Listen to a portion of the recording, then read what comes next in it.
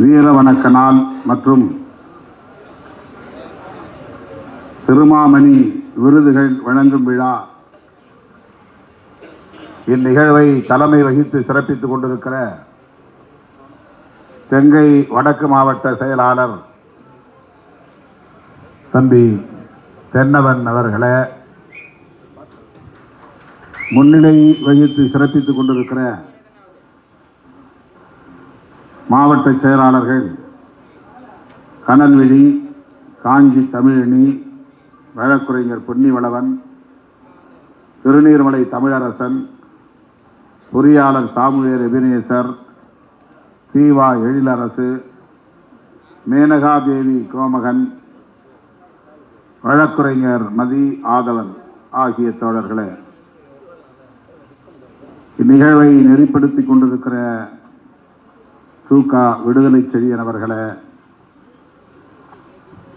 ஒன்றிய செயலாளர் பையனூர் செல்வக்குமார் அவர்களே, ஒன்றிய செயலாளர் விடுதலை நெஞ்சன் அவர்களே, நாம் அனைவரையும் வரவேற்று உரையாற்றி அமர்ந்திருக்கிற பாரதி சமரன் அவர்களே, இந்நிகழ்வில் பங்கேற்று திருமாமணி விருது பெற்ற தோழர்களை எல்லாம் பாராட்டி வாழ்த்தி உரையாற்றி அமர்ந்திருக்கிற கட்சியின் துணை பொதுச் செயலாளர் சட்டமன்ற உறுப்பினர் எஸ் பாலாஜி அவர்களே, துணை பொதுச் செயலாளர் வழக்குரைஞர் எழில் கரோலின் அவர்களே, கட்சியின் முன்னணி தோழர்கள் சிறுத்தை கிட்டு, செங்கை தமிழரசன், சூகா ஆதவன், சூரா ராஜ்குமார், வழக்குரைஞர் தேவ அருள் பிரகாசம், பாசறை ஆ செல்வராஜ், விடுதலை செல்வன், பருத்திக்குளம் சேகர், வழக்குரைஞர் சொக்கலிங்கம் ஆகிய தோழர்களே, செங்கை வடக்கு மாவட்டத்தை சார்ந்த முன்னணி தோழர்கள் வேத அருள், கராத்தே பாண்டியன், வழக்குரைஞர் அன்பு செல்வன், வழக்குரைஞர் உதயகுமார், பெரு தங்கவேல், பையனூர் முத்துக்குமார், தண்டரை அறிவழகன், ஆத்தூர் சாந்தன் லதா ஆகிய தோழர்களே, மற்றும் திருப்போரூர் தெற்கு மற்றும் வடக்கு ஒன்றியங்களை சார்ந்த முன்னணி பொறுப்பாளர்களே, காட்டாங்குளத்தூர் மற்றும் மறைமலை நகரை சார்ந்த முன்னணி தோழர்களே, பேரூர் செயலாளர் அனல் ஆனந்தன் அவர்களே, குறிப்பாக இந்த நிகழ்வில் திருமாமணி விருது பெற்று நமது பாராட்டுகளையும் வாழ்த்துக்களையும் பெற்றுள்ள தோழர்கள் கடா கோ தமிழனியன், பே மேகநாதன், டேவிட், மறைந்த டேவிட் என்கிற வீரவளவன், தம்பி ஆனா பெருமாள், மறைந்த தோழர் கோட்டீஸ்வரன், தோழர் செங்கை இரா தமிழரசன், மறைந்த செந்தில்குமார் என்கிற சமரன், சூனாம்பேடு வா சாரங்கன், சூனாம்பேடு ரா ராஜ்குமார், சூகா அருள், மறைந்த சூகா அருள்,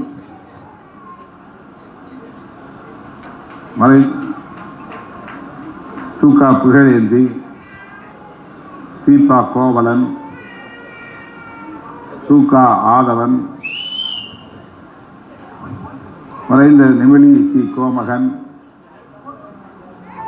மேசா சேகர், மறைந்த காஞ்சி அம்பேத்கர் வளவன், பாசறை செல்வராஜ் ஆகிய தோழர்களே, அத்தோழர்களின்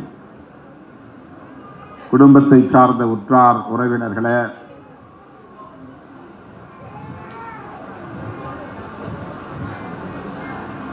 மற்றும் இந்த நிகழ்வில் பங்கேற்று இதனை சிறப்பித்துக் கொண்டிருக்கிற ஒன்றிய பொருளாளர் பிரகாஷ் என்கிற பேரறிவாளன், செங்குட்டுவன், நக்கீரன், சிவக்குமார், கேசவராமு உள்ளிட்ட இயக்கத்தின் முன்னோடிகளே, திரளாக கூடியிருக்கிற என் உயிரின் உயிரான விடுதலை சிறுத்தைகளே, உங்கள் அனைவருக்கும் என்னுடைய பணிவார்ந்த வணக்கத்தை தெரிவித்துக் கொள்கிறேன்.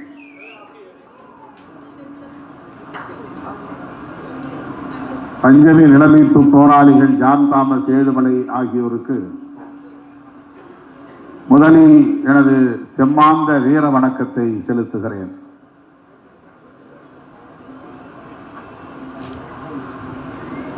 இந்த வீர வணக்க நாளோடு விருதுகள் வழங்கும் விழாவும் ஒருங்கிணைத்து சிறப்பாக நடந்தேறி வருகிறது. விருதுகள் பெற்ற தோழர்களை நெஞ்சார பாராட்டுகிறேன், வாழ்த்துகிறேன். இது ஒரு முதல் கட்ட நடவடிக்கை. என்னுடைய மணிவிழாவை ஒட்டி இதை நான் அறிவிப்பு செய்தேன். ஏதோ சில காரணங்களால் அது தள்ளி போய்கொண்டே இருந்தது. மாவட்ட வாரியாக இதை நடத்த வேண்டும் என்று பிறகு நான் அறிவிப்பு செய்தேன். முதலில் தடா போன்ற கொடிய சட்டங்களின் கீழ் சிறைப்படுத்தப்பட்ட தோழர்களை அடையாளம் கண்டு அவர்களுக்கு முதற்கட்டமாக இந்த விருதினை வழங்குங்கள் என்று கேட்டுக்கொண்டேன். ஒவ்வொரு மாவட்டத்திற்கும் நானே சுற்றுப்பயணம் மேற்கொண்டு மாவட்ட வாரியாக நடைபெறுகிற இந்த விருதுகள் வழங்கும் விழாவிலே பங்கேற்று இந்த இயக்கத்தின் வளர்ச்சிக்காக தம்மை ஒப்படைத்துக் கொண்ட மூத்த தோழர்களை எல்லாம் பாராட்டி விருதுகளை அவர்களுக்கு என் கைகளாலேயே வழங்க வேண்டும் என்றுதான் திட்டமிட்டோம். வழக்கம் போல பணிச்சுமைகளால் அவ்வாறு திட்டமிட்ட செயல் திட்டங்களின்படி திட்டமிட்டவாறு இந்த நிகழ்வுகளை ஒருங்கிணைக்க இயலாத சூழலில் தான் மாவட்ட செயலாளர்களே முதற்கட்ட நிகழ்வை ஒருங்கிணையுங்கள், அதற்கு பிறகு அடுத்தடுத்து நிகழ்ச்சிகளை நடத்தலாம், விருதுகளை சிறை சென்ற தோழர்களுக்கு, வழக்குகளை சுமந்த தோழர்களுக்கு பாராட்டு சான்றிதழ்களை வழங்கி சிறப்பிக்கலாம் என்று கேட்டுக்கொண்டேன். அதன்படி கடலூர் மேற்கு மாவட்டத்திலே திராவிடமணி சில பேருக்கு முதற்கட்டமாக இந்த விருதினை வழங்கி தலா 25,000 பொற்கிழியும் கொடுத்தார்.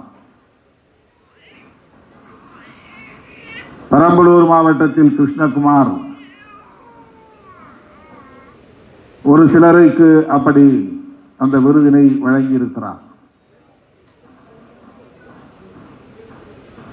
அதற்கு அடுத்த கட்டமாக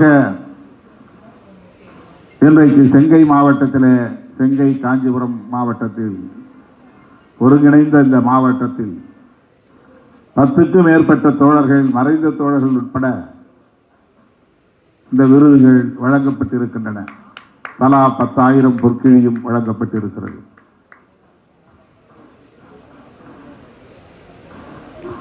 மிக குறுகிய கால இடைவெளி என்பதால்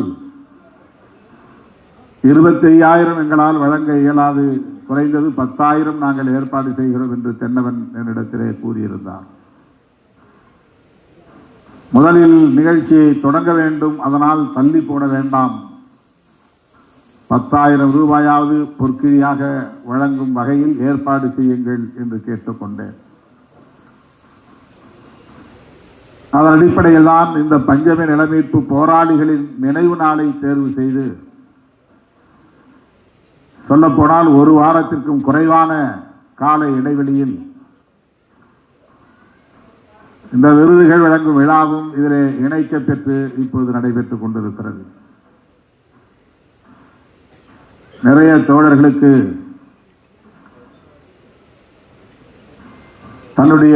தங்களின் பெயர்கள் இணைக்கப்படவில்லை என்கிற வருத்தம் இருப்பதை வெளிப்படுத்தினார்கள். அப்படி வருத்தப்பட வேண்டாம். அந்த பெயர்களை எல்லாம் பட்டியல்படுத்தி இன்னொரு நாள் இது போன்ற ஒரு நிகழ்வை ஒரு பொதுக்கூட்டம் போல ஏற்பாடு செய்து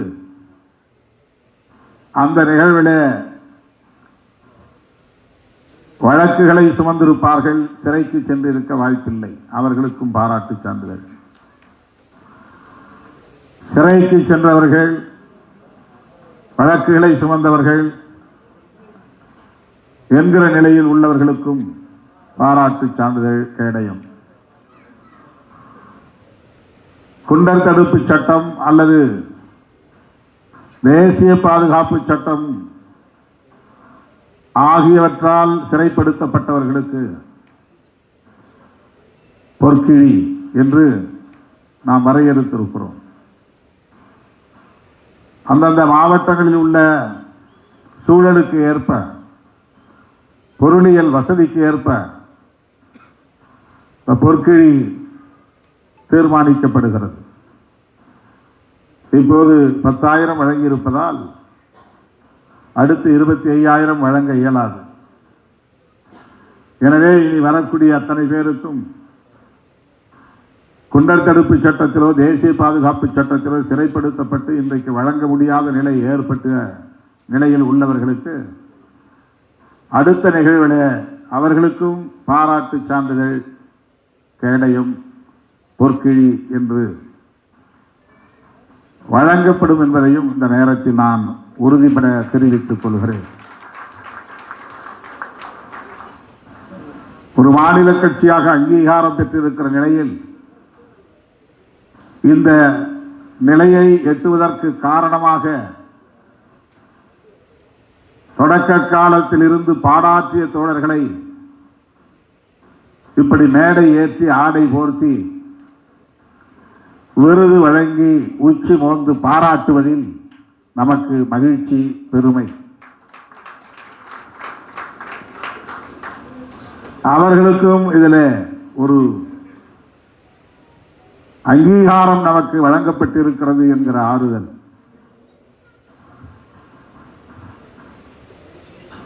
கலைமாமணி என்று அரசு விருது வழங்குவது போல திருமாமணி என்று நாம் விருது வழங்குகிறோம். என்னுடைய மணி விழாவை ஒட்டி திருமாவளவன் மணி விழா என்பதை ஒட்டி பெயரிலே திருமா என்பதையும் மணி விழாவிலே இருக்கிற மணி என்பதையும் இணைத்து திருமாமணி என்ற விருதினை நாம் வழங்குகிறோம்.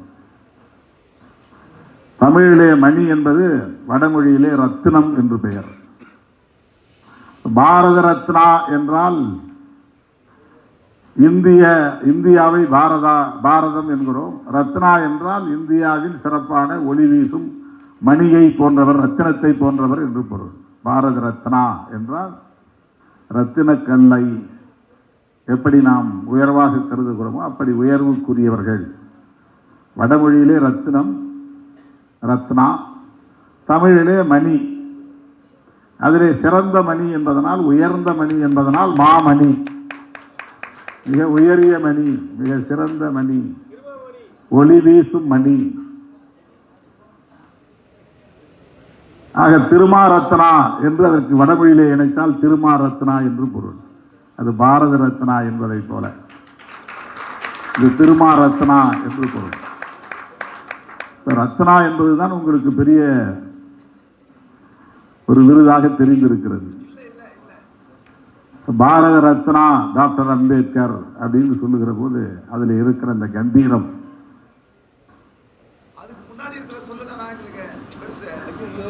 மணி என்று சொல்லுகிற போது புழக்கத்தில் இல்லாததால் அந்த கம்பீரம் இருப்பது போல தோன்றவில்லை, அவ்வளவுதான். ஆனால் தமிழிலே மணி என்பதுதான் வடமொழியிலே ரத்னம் என்று அழைக்கப்படுகிறது. ரத்னம், மணி ரத்னம் ரெண்டும் ஒண்ணுதான். பேரு சில பேர் மணி என்கிற ரத்னம், மணி ரத்னம்னா ரெண்டும் ஒரே பொருள் தான்.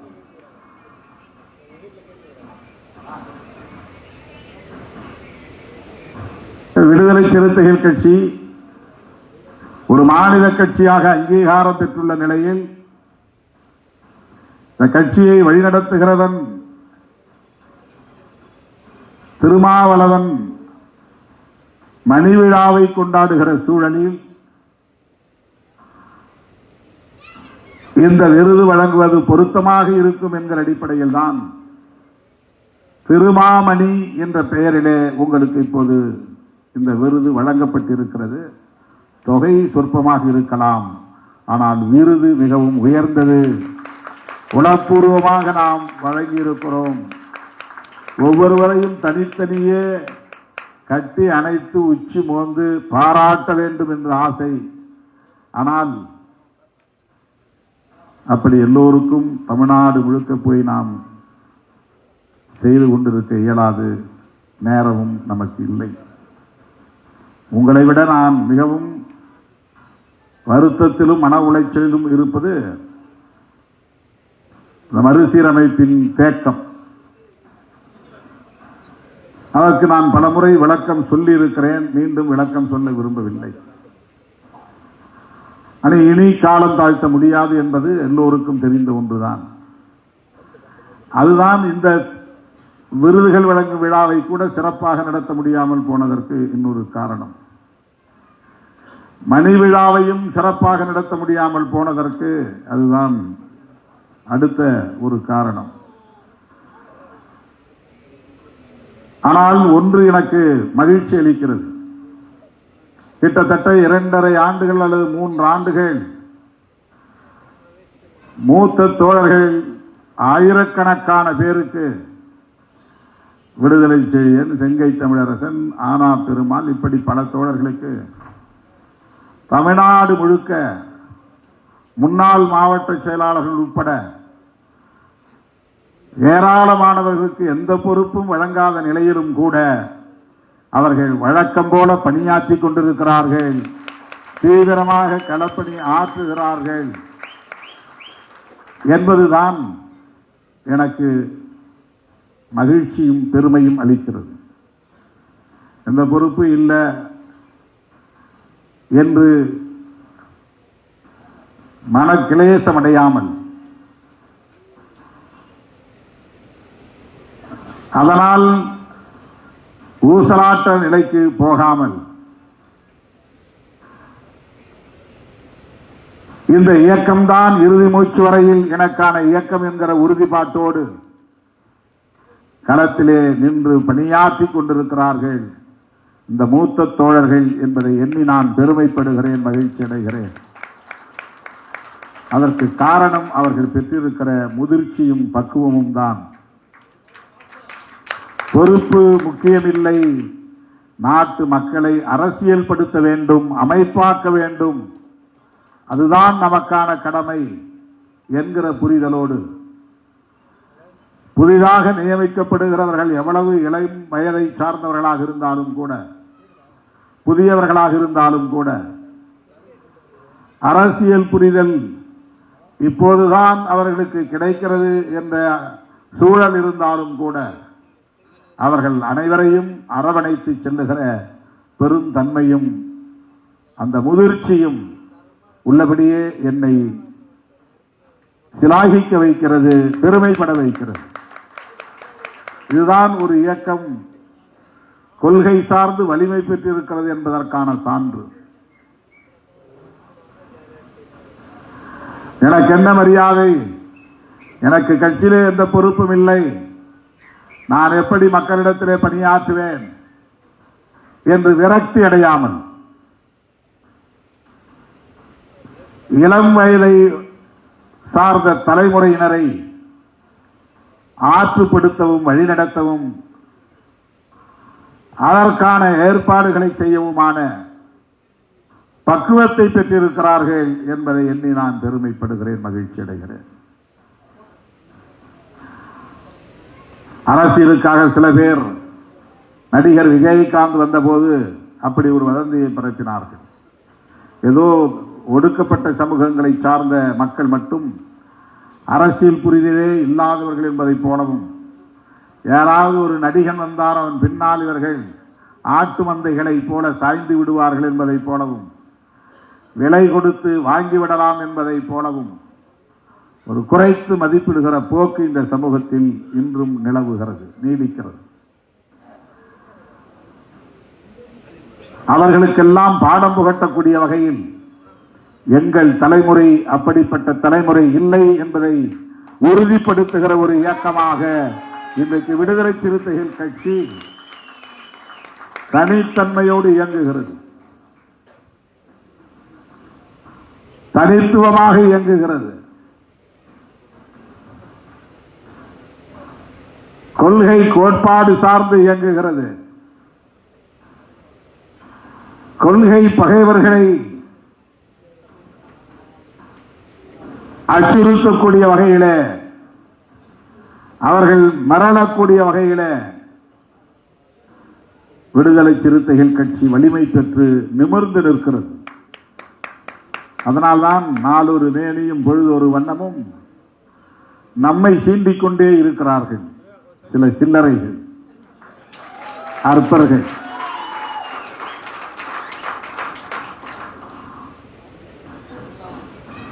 முதலமைச்சர் பதவிக்கு போட்டி போனவர்களுக்கு இடையிலே இருக்கிற பகைமையை விட அதிலெல்லாம் எங்களுக்கு ஒரு பொருட்டு இல்லை என்று மக்கள் பணி ஆற்றிக் கொண்டிருக்கிற நம்மை பார்த்து அவ்வப்போது சீண்டிக் கொண்டே இருக்கிறார்கள். நான் தான் உங்களோட வரவே இல்லையப்பா, உங்களுக்கு நமக்கு சம்பந்தமே இல்லையே, எங்க லெவல் வேற லெவல், நாங்க ஏன் உங்களை எல்லாம் போட்டியா பார்க்க போறோம், நீ எனக்கு போட்டி இல்லை நான் உனக்கு போட்டி இல்லை என்று நம்முடைய களமே தனி களம், நம்முடைய களம் புதிது, நம் களம் முற்றிலும் மாறுபட்டது. இந்த திசை வழியில் நாம் பயணித்துக் கொண்டிருக்கிறோம். ஆனால் எப்படி இவர்கள் இப்படி இயங்குகிறார்கள், என்ன பின்னணியில் இயங்குகிறார்கள் என்ற பொறாமை கொண்ட நிலையில்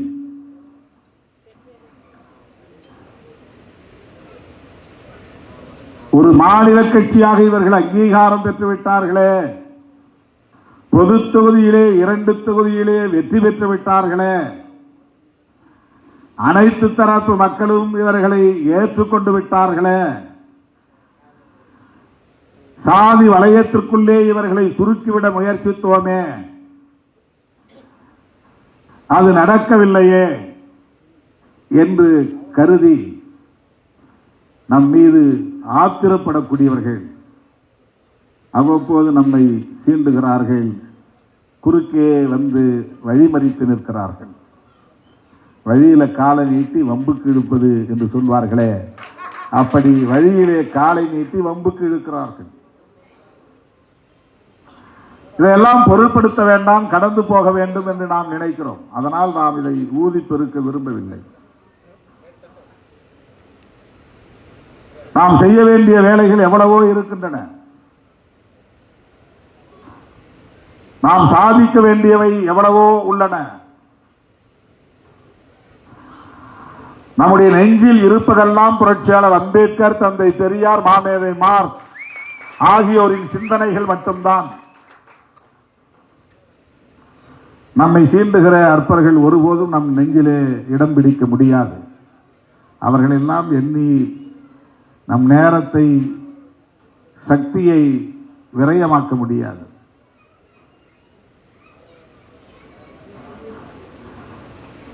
புரட்சியாளர் அம்பேத்கர் அவர்கள் வகுத்தளித்த அரசமைப்பு சட்டத்திற்கு ஆபத்து என்கிற சூழலில் அகில இந்திய அளவில் ஜனநாயக சக்திகளோடு கைகோர்த்து களமாட வேண்டிய பொறுப்பை உணர்ந்து நாம் களத்திலே நிற்கிறோம்.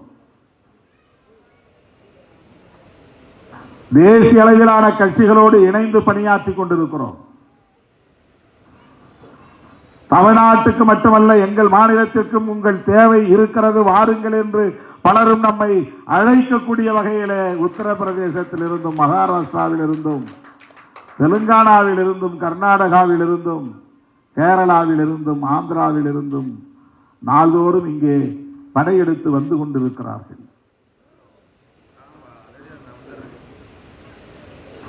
இது பெருமைக்காக நான் பேசவில்லை. விடுதலை சிறுத்தைகளின் கட்சி, விடுதலை சிறுத்தைகள் கட்சியின் தேவை தேசிய அளவில் உருவாகி இருக்கிறது. அதற்கு என்ன காரணம்? நாளை தமிழ்நாட்டின் முதலமைச்சராகி விடுவோம் என்பதற்காகவா?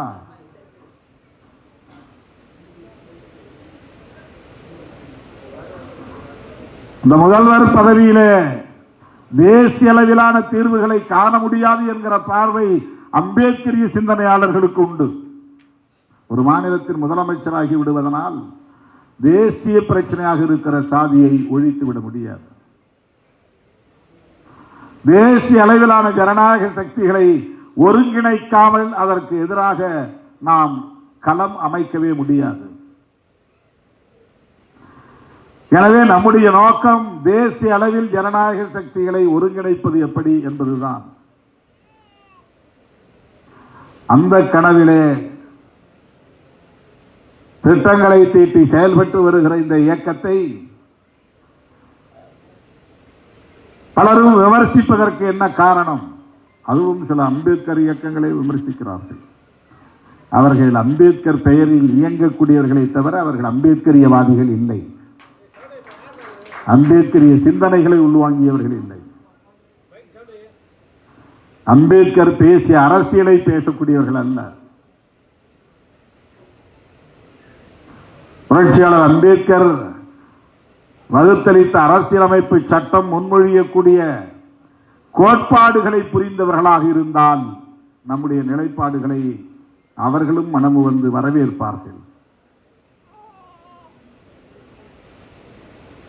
நம்முடைய காரை ஒருவன் வழிமறித்து வம்புக்கு இழுக்கிறான். சங்கிகளும் சில ஊடக சங்கிகளும் சேர்ந்து கொண்டு நாம் தான் அவனுடைய இருசக்கர வண்டியை மோதினோம் என்று அவதூறு பரப்புகிறார்கள். தலித் அல்லாத இயக்கங்களை சார்ந்த ஓரிருவர் திருமாவளவனுக்கு பாதுகாப்பற்ற நிலை இருக்கிறது என்று உணர்ந்து வலியை வெளிப்படுத்தி இருக்கிறார்கள். ஆனால் அம்பேத்கர் இயக்கங்களை சார்ந்த யாரும் அது பற்றி வாய் திறக்கவில்லை. நாம் எதிர்பார்க்கவில்லை, நீங்கள் புரிந்து கொள்ள வேண்டும் என்பதற்காக சொல்லுகிறேன். நீங்கள் புரிந்து கொள்ள வேண்டும் என்பதற்காக சொல்லுகிறேன்.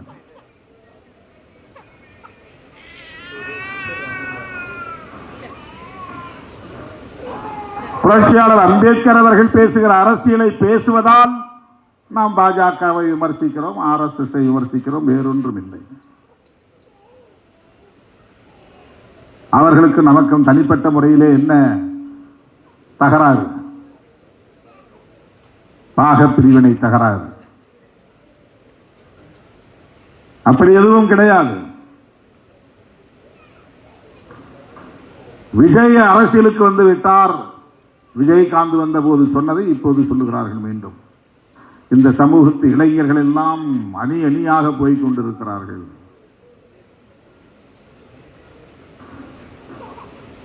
என்ன கொள்கை என்ன கோட்பாடு என்று அவர் பேசுவதற்கு முன்னதாகவே வெறும் திரை கவர்ச்சியை மையமாக கொண்டு ஒருவன் அவர் பின்னால் போகிறான் என்றால் அவன் சிறுத்தையாக இருக்க முடியாது.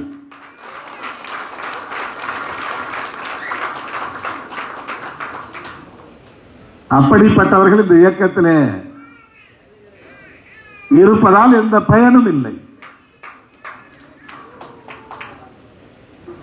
எனவே அதையெல்லாம் நாம் ஒரு பொருட்டாக எடுத்துக் கொள்வதும் இல்லை. ஆனால் அப்படி பரப்பப்படுகிற செய்தி என்பது உண்மை அல்ல. அதுதான் நீங்கள் புரிந்து கொள்ள வேண்டும். அதில் இன்னொரு செய்தி இருக்கிறது. விடுதலை சிறுத்தைகள் கட்சியை சார்ந்தவர்கள் வெளியேறுகிறார்கள் என்பதை விட இந்த ஒடுக்கப்பட்ட சமூகங்களை சார்ந்தவர்கள் இளிச்சவாயர்கள். யாராவது நடிகன் கட்சி தொடங்கினால் உடனே பின்னால் ஓடிவிடுவான். இவர்கள் எல்லாம் ஒரு கட்டுக்குள்ளே இருக்க மாட்டார்கள். கொள்கை பிடிப்பு இருக்காது, அரசியல் புரிதல் இருக்காது என்று இந்த சமூகத்தையே குறைத்து மதிப்பிடுகிற, இழிவுபடுத்துகிற ஒரு விமர்சனம் அது.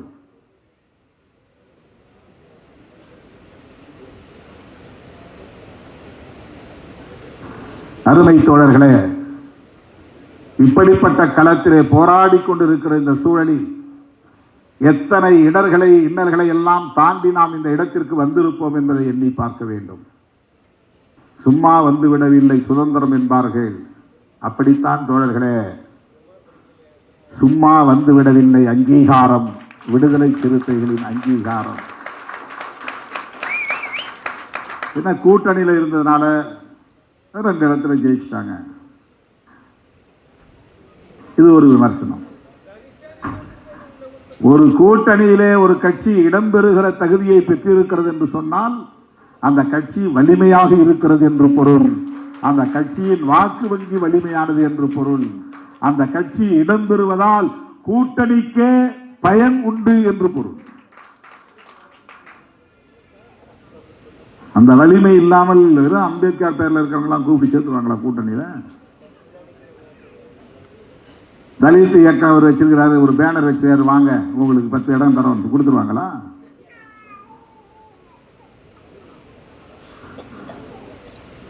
தமிழ்நாட்டு அரசியலில் இதுவரையில் எந்த கூட்டணியிலும் இடம் பெறாமலே, எந்த ஒரு தேர்தலிலும் தனித்து போட்டியிடாமலேயே எந்த கூட்டணியிலாவது ஒரு கூட்டணியில் இருந்தே தீர வேண்டும் என்கிற அளவுக்கான ஒரு தகுதியை பெற்ற இயக்கம் விடுதலை சிறுத்தைகள் கட்சி. இது ஒரு எலிஜிபிலிட்டி. அவர்கள் விடுதலை சிறுத்தைகள் நம்மோட இருக்கணும். அவங்க தீவிரமா களப்பணி ஆற்றுவார்கள், வாக்குகளை சேகரிப்பார்கள்.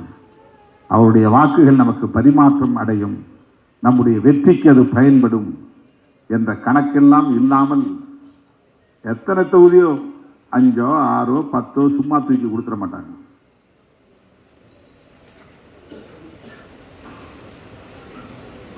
ஆகவே 25 ஆண்டு காலம் இந்த தேர்தல் அரசியல் களத்திலே தாக்கு பிடித்து இந்த அவதூறுகளை எல்லாம் சகித்துக் கொண்டு வதந்திகளை எல்லாம் முறியடித்து இழிவுகளை எல்லாம் சுமந்து கொண்டு வலிகளை எல்லாம் பொறுத்து கொண்டு இன்றைக்கு ஒரு மாநில கட்சியாக அங்கீகாரம் பெற்றிருக்கிறோம் என்றால் அதற்கு இன்றைக்கு மேடையிலே விருது பெற்ற தோழர்களின் சகிப்புத்தன்மையும் உழைப்பும், மேடையில் விருதுகளை பெறாத தோழர்களின் பங்களிப்பும் தான் அதற்கு அடிப்படையான காரணம். எந்த நம்பிக்கையை அவர்கள் போராட்ட களத்திலிருந்து இறங்கினார்கள். இப்படி எல்லாம் நாளைக்கு நான் வந்து விருது கொடுப்பேன்னு அவங்க எதிர்பார்த்தார்கள். 10,000 நிதி கொடுப்பாரு, பின்னால ஒரு சர்டிபிகேட் கிடைக்கும், ஒரு ஷால் கிடைக்கும், நம்ம பேரை மேடையில சொல்லி பாராட்டுவாங்க. அப்படியா? எதுவுமே கிடையாது. மக்கள் பாதிக்கப்படுகிற போது உடனே நள்ளிரவிலும் எழுந்து ஓடி அந்த மக்களோடு நின்று மக்களுக்காக பாதுகாப்பு அரணாக நின்று பணியாற்றிய தோழர்கள், காவல்துறையின் அடக்குமுறைகளை சுமந்த தோழர்கள், சாதி வெறியர்கள் குறிவைத்து இவர்களை சுற்றி வளைத்த போது அதிலிருந்து தப்பித்து மக்களுக்காக தங்களை ஒப்படைத்துக் கொண்ட தோழர்கள், சிறை சென்ற தோழர்கள், குண்டாந்தடிகளால் காயங்களை சுமந்த தோழர்கள், எத்தனை தோழர்களின் உடலில் இன்னும் அந்த வடுக்கள் இருக்கின்றன, எத்தனை தோழர்களின் உள்ளத்தில் இன்னும் அந்த வலிகள் இருக்கின்றன, எத்தனை தோழர்களின் வாழ்க்கையில் வசந்தம் என்பதே இல்லாமல் போயிருக்கின்றன, மகிழ்ச்சி இல்லாமலே கடந்து வந்திருக்கிறார்கள். இப்படியெல்லாம் மாவட்டந்தோறும் நூற்றுக்கணக்கானவர்கள், ஆயிரக்கணக்கானவர்கள் செய்த தியாகம்தான் தான் இன்றைக்கு இந்த இயக்கம் ஒரு மாநில கட்சியாக அங்கீகாரம் பெற்றிருக்கிறது. அங்கீகாரம் பெற்றதும் நான் இதை சிதம்பரம் தொகுதியை சார்ந்த கடலூர் மாவட்ட தோழர்களுக்கு சமர்ப்பணம் செய்தேன். தமிழ்நாடு முழுவதும் இருக்கிற சிறுத்தைகளுக்கு உரியதுதான். ஆனாலும் இதை நான் சிதம்பரம் தொகுதி மக்களுக்கு சமர்ப்பணம் செய்தேன், படையல் செய்தேன், காணிக்கை செய்தேன். இந்த அங்கீகாரம் உங்களால் கிடைத்தது, உங்களுக்கே உரியது என்று. ஏனென்றால் முதலில் நாம் தேர்தல் அரசியலில் அடியெடுத்து வைத்த போது திருமாவளவனுக்குத்தான் எங்கள் வாக்குகள் என்று அந்த மக்கள் அணிதிரண்டு எழுந்த போது, வீறு கொண்டு எழுந்த போது, சூறாவளியை போல் எழுச்சி பெற்ற போது, சுனாமியை போல் அவர்கள் சூழ்ந்த போது, சாதி வெறியர்கள் ஆத்திரம் கொண்டு அந்த மக்களை குறிவைத்து தாக்கினார்கள், வெட்டினார்கள், காயப்படுத்தினார்கள், சேரிகளை கொளுத்தினார்கள், சொத்துக்களை சூறையாடினார்கள், ஆடு மாடுகளை வெட்டி காயப்படுத்தி படுகொலை செய்தார்கள்.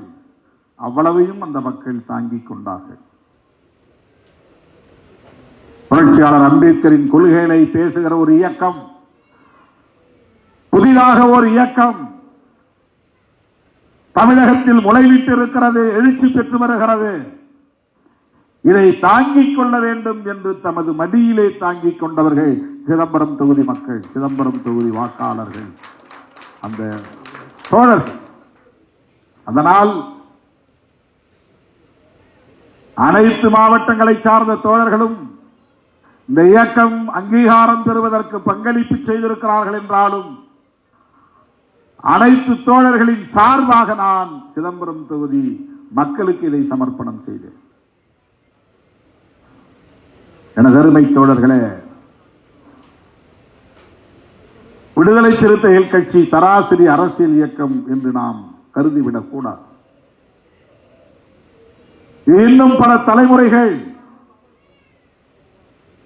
வீறு நடை போட வேண்டிய இயக்கம்.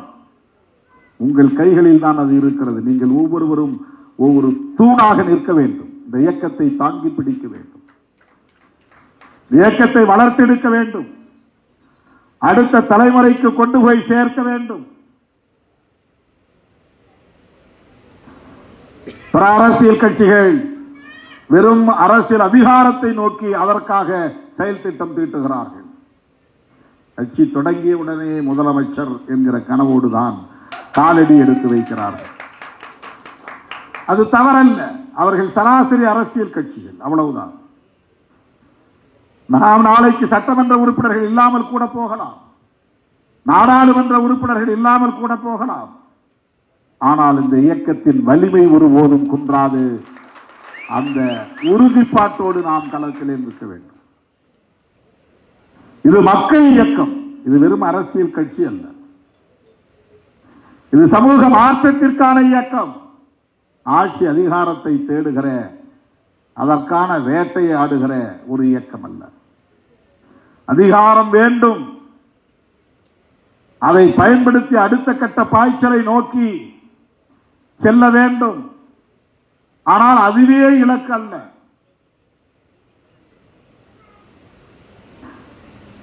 புரட்சியாளர் அம்பேத்கரை அறிந்து கொள்ளுகிற, புரிந்து கொள்ளுகிற, கற்றுக்கொள்ளுகிற, உள்வாங்கிக் கொள்ளுகிற ஒரு படையை நாம் உருவாக்கி வைத்திருக்கிறோம். ஆகவே இது பாதுகாக்கப்பட வேண்டிய ஒரு இயக்கம். அடுத்தடுத்த தலைமுறையிடம் பாதுகாத்து நாம் ஒப்படைக்க வேண்டும். ஊருக்கு ஊர் படிப்பகங்களை உருவாக்குங்கள் என்று அந்த அடிப்படையில் தான் நான் கோரிக்கை வைத்திருக்கிறேன். அம்பேத்கர் படிப்பகம் உருவாக வேண்டும். அது ஒரு நூலகமாக இயங்க வேண்டும். புரட்சியாளர் அம்பேத்கர், தந்தை பெரியார், மாமேதை மார்க்ஸ் ஆகியோரின் சிந்தனைகள் அடங்கிய நூல்கள் அங்கே இடம்பெற வேண்டும். நம்முடைய இளைய தலைமுறையினர் அதை புரட்டி பார்க்க வேண்டும், படிக்க வேண்டும். சாதி பெருமைகளால் எதையும் சாதிக்க முடியாது. மத பெருமைகளால் எதையும் சாதிக்க முடியாது. சகோதரத்துவம், சமத்துவம் என்கிற நிலையை இந்த சமூகம் எட்ட வேண்டுமானால் ஒவ்வொரு இளைஞனும் இளம் பெண்ணும் அம்பேத்கரிய சிந்தனைகளோடு வளர வேண்டும். பெரியாரிய சிந்தனைகளோடு வளர வேண்டும். மார்க்சிய சிந்தனைகளோடு வளர வேண்டும். இதில்தான் நம் கவனம் குவிய வேண்டும். நம்முடைய பேச்சும், நம்முடைய செயலும், நம்முடைய நடை உடை பாவனையும் அந்த கம்பீரத்தோடு இருக்க வேண்டும். நாங்கள் அம்பேத்கரியவாதிகள், இப்படித்தான் இருப்போம், கம்பீரத்தோடு இருப்போம் என்கிற அந்த கெத்து நம்முடைய தோற்றத்திலே தெரிய வேண்டும். சாதி நமக்கு ஒரு அடையாளமே இல்லை. அதை வைத்து எந்த ஒரு கோரிக்கையும் நாம் எழுப்ப முயற்சிக்க கூடாது. அரசியல் களத்தில் எங்கள் உழைப்புக்காகவும் எங்கள் பங்களிப்புக்காகவும் தான் அதிகார பகிர்வு. இது ஒரு தலித் இயக்கம் என்பதற்காக நாங்கள் இதை தருகிறோம் என்கிற நிலை வரக்கூடாது. இது ஒரு மகத்தான மக்கள் இயக்கம். இது தவிர்க்க முடியாத ஒரு அரசியல் சக்தி என்கிற நிலையில் தான் அதிகார பகிர்வு இருக்க வேண்டும். ஒரு இன்னெவிட்டபிள் ஃபோர்ஸ், தவிர்க்க முடியாத அரசியல் சக்தி, பொலிட்டிக்கல் ஃபோர்ஸ். இவங்களை விட்டோம்னா நமக்கு பலவீனம்தான் என்று எண்ணக்கூடிய ஒரு நிலையை இன்றைக்கு நாம் உருவாக்கி இருக்கிறோம். இதெல்லாம் சும்மா நிகழ்ந்து விடவில்லை. இந்த தோழர்கள் சிந்திய ரத்தமும் இவர்கள் கொட்டிய வேர்வையும் தான், இவர்கள் சந்தித்த அடக்குமுறைகளும் தான் இவற்றுக்கெல்லாம் காரணம் என்பதை நாம் தொகுத்து பார்க்கிற போது உணர முடியும். அங்கொன்றும் இங்கொன்றுமாக நீங்கள் பார்த்தா அவன் கேஸுக்கு போனா இவன் கேஸுக்கு போனா அப்படின்னு தான் தெரியும் உங்களுக்கு. தொகுத்து பார்க்கிற போதுதான் இந்த ரிசல்ட். நம்மோடு களத்திலே அடியெடுத்து வைத்தவர்கள் எல்லாம் காணாமல் போயிருக்கிறார்கள். சமகாலத்தில் அரசியல் செய்தவர்கள் எல்லாம் இப்போது எங்கே என்று தேடக்கூடிய நிலை. இன்னைக்கு நம்ம ஏன் சீண்டுகிறார்கள்? நாம் அம்பேத்கரியத்தை பேசாமல் இருந்தால் யாரும் சீண்ட போவதில்லை. நாம் பெரியாரியத்தை பேசாமல் இருந்தால் யாரும் சீண்ட போவதில்லை. நாம் மார்க்சியத்தை பேசாமல் இருந்தால் யாரும் சீண்ட போவதில்லை. நாம் களத்திலே நின்று பணியாற்றாமல் இருந்தால், ஒரு லெட்டர் பேடு கட்சியாக மட்டுமே இருந்தால் யாரும் சீண்ட போவதில்லை. நாம் வெறும் சாதி பெருமை பேசக்கூடியவர்களாக இருந்தால் நம்ம யாரும் சீண்ட போவதில்லை. நம்மை சீண்டுகிறார்கள் என்றால் நாம் விவரமாக இருக்கிறோம் என்று பொருள். நாம் மிகவும் ஸ்டஃப் உள்ளவர்கள் என்று பொருள். நாம் ஒரு சக்தியாக இருக்கிறோம் என்று பொருள். இல்லைன்னா அவன் கண்டுக்க மாட்டான், போயிடுவான். அது ஏதோ அந்த ஜனங்கத்தை சொல்லிட்டு ஒரு சீட்டை கேட்ட வாங்கி நின்றுட்டு போயிட்டு இருக்கிறாரு. அவரு என்ன பண்ணுவார் பாவம், நல்ல மனுஷன் அப்படின்னு போயிடுவான். இப்ப ஏன் அவன் திட்டுறான்? அவன் பேசுற அரசியலுக்கு ஆப்பு வைக்கிற இயக்கம் விடுதலை சிறுத்தைகள் கட்சி. அப்பப்போ அவருடைய முகத்திரையை கிழிக்கிறோம், தோலை உரிக்கிறோம், அம்பலப்படுத்துகிறோம். ஒரு கட்சி தலைவர் அவர் முன்னால ஒருத்தன் போய் டூ வீலரை நிறுத்துறான். அப்ப அவருடைய பாதுகாப்பு என்னன்னு எவனும் கேள்வி கேட்கல. திருமாவளவன் ஏன் இறங்கி வந்து அதை தடுக்கலங்கிறான். இதே மாதிரி எடப்பாடி பழனிசாமி அவர்கள் போகும்போது ஒருத்தன் டூ வீலர் போய் நின்னான்னா அப்படி கேள்வி எடுப்பாங்களா? எடப்பாடி பழனிசாமி இறங்கல, என்ன ஒரு நிமிஷம் கூட இல்லை. ஏன் என்ன நடந்ததுன்னே தெரியல. அம்பாட்டுக்கு வந்தான், நின்னா, அப்படி முறைச்சான். யாரா இருந்தா என்ன, அவங்ககிட்ட முறைச்சதுனால அவங்க அடிச்சாங்க.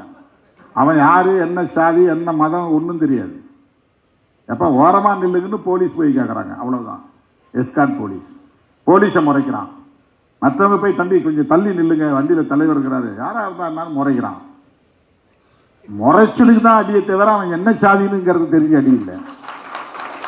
அவ்வளவு திமிராடா உனக்கு, அவ்வளவு ஆணவமாடா உனக்கு அப்படின்னு அவன் திமிரா முறைச்சு பார்த்தது தான் அடிச்சாங்க.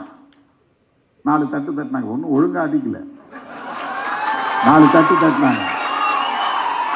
அவன் உடனே மயக்கம் போட்டு நெஞ்சு வெளிக்குது ஒரு நாடகம் ஆடுறான். என்ன என்ன நாடகம் பாருங்க. நான் சொன்னேன் போலீஸ் கிட்ட, சார் அது ஒன்றும் இல்லை, அருண் தம்பி தெரியாமல் வேண்டாம், விட்டுருங்க, ஒன்றும் கேஸ்லாம் போட வேண்டாம். நம்ம தம்பியோ அந்த மாதிரி உடனே ஃபோன் பண்ணி, ஏன்பா தேவையில்லாமல் இதை ஊதிப்பு இருக்கிறீங்க, விடுங்க, ஏதோ தெரியாமல் நின்னா நீங்கள் போய் சத்தம் போட்டீங்க, அப்போ முடிஞ்சு போச்சு, விட்டுருங்க அப்படின்னு சொல்லி நான் போயிட்டேன். உடனே திருமாவளவன் அடிக்க சொன்னார். அடங்க மருன்னு தான் சொல்லியிருக்கேனே தவிர என்ன நான் எந்த இடத்திலுமே வன்முறையை தூண்டியதில்லைங்க. அடங்க மருங்கிறது ஒரு அரசியல். அது எச் ராஜா ஒரு படத்தில் நடிச்சிருக்கிறாரு. நான் அடங்க மறு அத்துமீறு கும்பலா அப்படின்னு ஒரு போலியா ஒரு மீசை வச்சுக்கிட்டு, போலியா ஒரு வீரன். சினிமாவில் தான் எப்படி பேச முடியும், வெளியே வந்து பேசிப்பாரு, பேச முடியாது. சரி, சினிமாவிலேயாவது எங்களை பத்தி நீங்க பேச வேண்டிய நிலை வந்திருக்க, பேசு. திருமாவளவரை மனசுல வச்சுக்கிட்டு தான் படம் எடுக்கணுங்கிற நிலை உருவாயிருக்குல்ல. திருமாவளவன் மனசை வச்சுக்கிட்டு தான் வசனம் எழுதணுங்கிற நிலை உருவாயிருக்குல்ல. திருமாவளவன் பேசின அந்த முழக்கத்துக்கு பதில் சொல்றங்கிற பேர்ல ஒரு ஆளை போட்டு வேஷம் போட்டு உட்கார வச்சு பேச வச்சிருக்கீங்களே, பேசு, இன்னும் பேசிட்டே இருங்க, திரைப்படங்கள்ல பேசிட்டே இருங்க. அடங்க மறுன்னா என்னன்னு அப்பதான் உங்களுக்கு புரியும். அது ஒரு கோட்பாடு, அது ஒரு கோட்பாட்டு முழக்கம். அது வன்முறையை தூண்டுகிற முழக்கம் அல்ல. எந்த இடத்திலும் யாரையும் நான் அடின்னு சொல்லி அந்த இடத்துல வன்முறையை தூண்டுன்னு சொன்னது கிடையாது. என்னுடைய 35 ஆண்டு கால பொது வாழ்வில் இதுவரையில் நான் அப்படி நடந்து கொண்டதே இல்லை. என்ன நடக்குதுன்னே தெரியல, டக்குன்னு அவன் அந்த பக்கம் ஓடிட்டான். அவன் வர்றதுக்கு முன்னாடி அவன் ஆள் செட் பண்ணி வச்சிருப்பான் போட்டு முன்னால இருந்து ஒரு ஃப்ரெண்ட் வீடு எடுக்கிறாங்க. 2:38 சம்பவம் நடக்குது. 2:39 ஒரு தனியார் தொலைக்காட்சி அது போடுறான், அப்லோட் பண்றான். இப்போ அவங்களுக்குள்ள ஏதோ ஒரு இன்டர்லிங்க் இருந்திருக்குது. நாங்க இது மாதிரி இருப்போம், நீ வீடியோ எடுத்து டக்குன்னு போடுன்னு.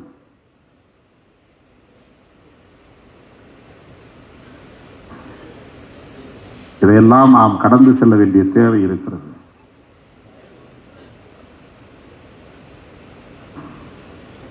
இன்னும் நெடுந்தூரம் பயணிக்க வேண்டிய தேவை இருக்கிறது.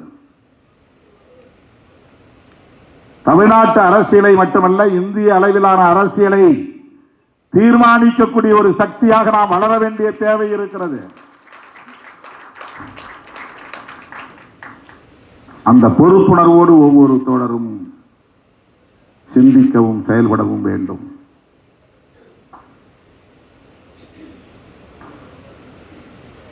தம்பி ஜான் தாமஸ் ஏழுமலை நினைவு நாள். அந்த இருவரும் அரச பயங்கரவாதத்திற்கு பலியானார்கள். பஞ்சமி நிலங்களை மீட்பதற்காக நடத்திய பேரணியில் அதிகாரிகளோடு ஏற்பட்ட முரண்பாட்டில் ஆசரை செல்வராஜ் இங்கே அமர்ந்திருக்கிறார். அவர் அந்த களத்திலே நின்றவர். ஜான் தாமஸ் ஏழுமலையோடு அந்த பேரணியில் இருந்தார். அதிகாரிகளோடு பேசிய போது ஏற்பட்ட சச்சரவிலும் இருந்தார்.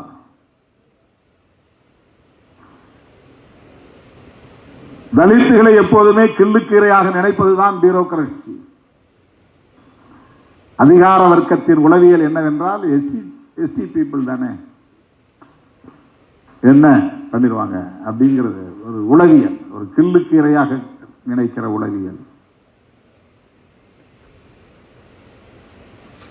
தொடர்ந்து போராடி கொண்டிருக்கிறோம். இன்னும் பஞ்சமி நிலங்களை நம்மால் மீட்க முடியவில்லை.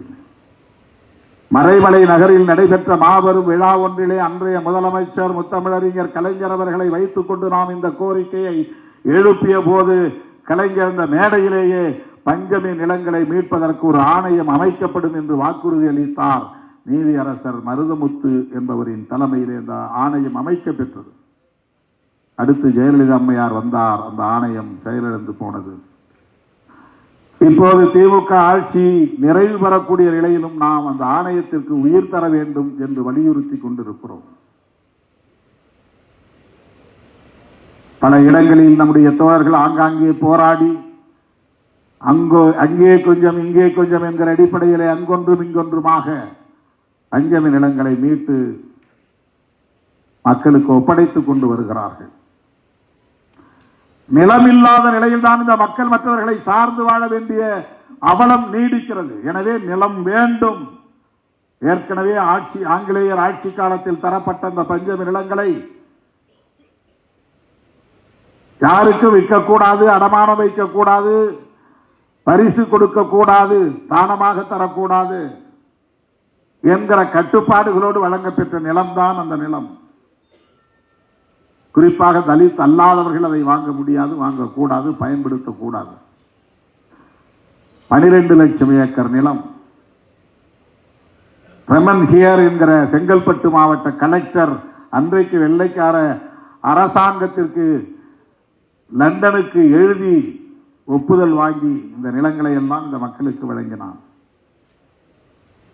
இன்றைக்கு அந்த நிலம் எதுவும் இந்த மக்கள் கையில் இல்லை என்கிற நிலையில் வெடித்த போர்தான் காரணை போர். மதுரையிலே அப்போது நாம் வளர்ந்து வந்த நேரம். இயக்கத்தின் தலைமை பொறுப்பு ஏற்று 2-3 ஆண்டுகள் தான் ஆகியிருந்தன. உடனே அந்த பயணத்தில் பங்கேற்க வேண்டும் என்று ஜெயகரன் ஜோசப் அவர்களை நேரிலே வந்து சந்தித்து பஞ்சமி நிலத்தை மீட்போம், பழந்தமிழ் குலத்தை காப்போம் என்கிற முழக்கங்களோடு லட்சத்துக்கும் மேற்பட்ட துண்டறிக்கைகளை அச்சிட்டு 20க்கும் மேற்பட்ட தோழர்களை கன்னியாகுமரி முனையில் இருந்து தொடங்க பெற்ற அந்த பேரணி பயணத்தில் சிறுத்தைகளும் பங்கேற்றார்கள் என்பது வரலாறு. இது பல பேருக்கு தெரியாது. மறைந்த ஜெயகரன் ஜோசப் அவர்களுக்கு நன்றாக தெரியும்.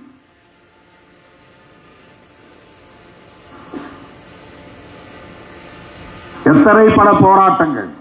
அங்கிருந்து கடலூர் மாவட்டத்திலிருந்து தோழர்கள் இங்கே வந்து தங்கி இருந்து காரணை பகுதி முழுக்க சுற்றுப்பயணம் செய்து அந்த தகவல்களை எல்லாம் திரட்டி வந்து மதுரையிலே என்னை சந்தித்து ஒரு அறிக்கையாக தந்தார்கள். அதன் அடிப்படையில் தமிழ்நாடு முழுவதும் பஞ்சமி நிலம் குறித்த விழிப்புணர்வை ஏற்படுத்திய இயக்கங்களுள் விடுதலை சிறுத்தைகளும் மிகவும் முதன்மையான ஒரு இயக்கம். அதை அடிப்படையாக வைத்துதான் மண்ணுரிமை பேரணி, மண்ணுரிமை இயக்கம் என்று மிகப்பெரிய அளவிலே இயக்கங்களை நாம் எடுத்தோம். அரசு சொத்துக்களில் குத்தகை ஒதுக்கீடு வேண்டும், கான்ட்ராக்ட் விடுறதுல ரிசர்வேஷன் வேண்டும் கோரிக்கை வச்சோம். 94-95 கான்ட்ராக்ட் ஒர்க்ல ரிசர்வேஷன் கிடையாது. அரசு மற்றும் கோவில் நிலங்களில் குத்தகை ஒதுக்கீடு வேண்டும், அதை குத்தகை ஒதுக்கீடுன்னு சொன்னோம். மறுபடியும் வீட்டு மனை இல்லாத அனைவருக்கும் 5 சென்ட் மனைப்பட்டா வழங்க வேண்டும், இது ஒரு கோரிக்கையை வச்சோம்.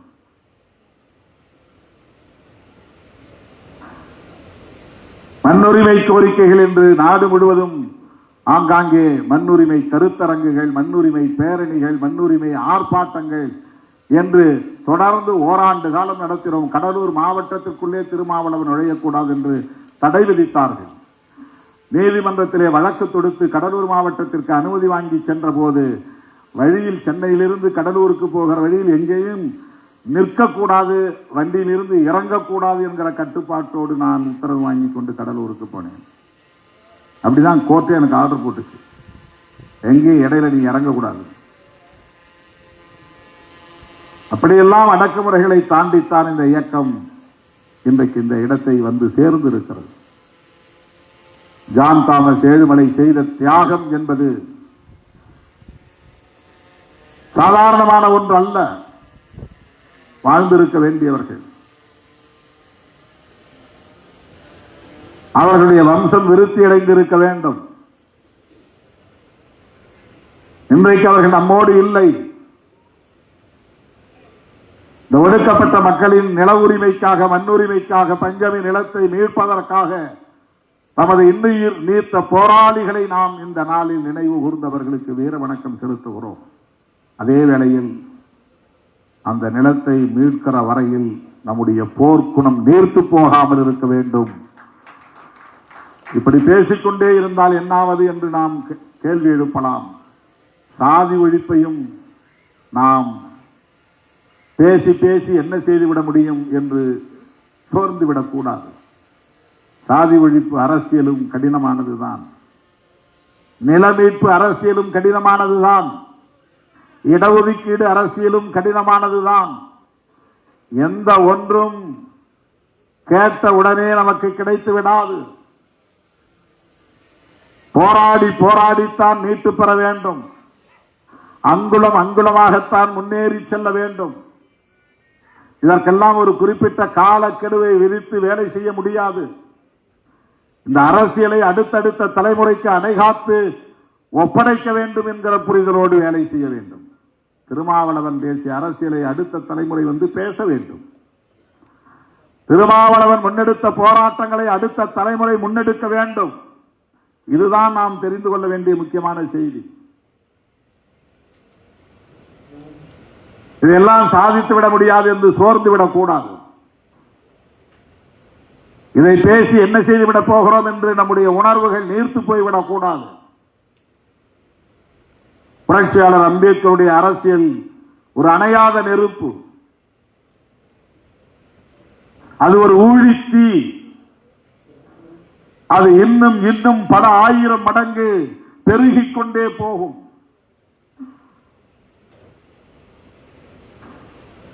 புரட்சியாளர் அம்பேத்கரின் அரசியலை தலித்துகள் மட்டும்தான் பேசுவார்கள் என்று இல்லை, தலித் அல்லாதவர்களும் பேசுகிற காலம் நெருங்கிக் கொண்டே இருக்கிறது, மாறிக்கொண்டே வருகிறது.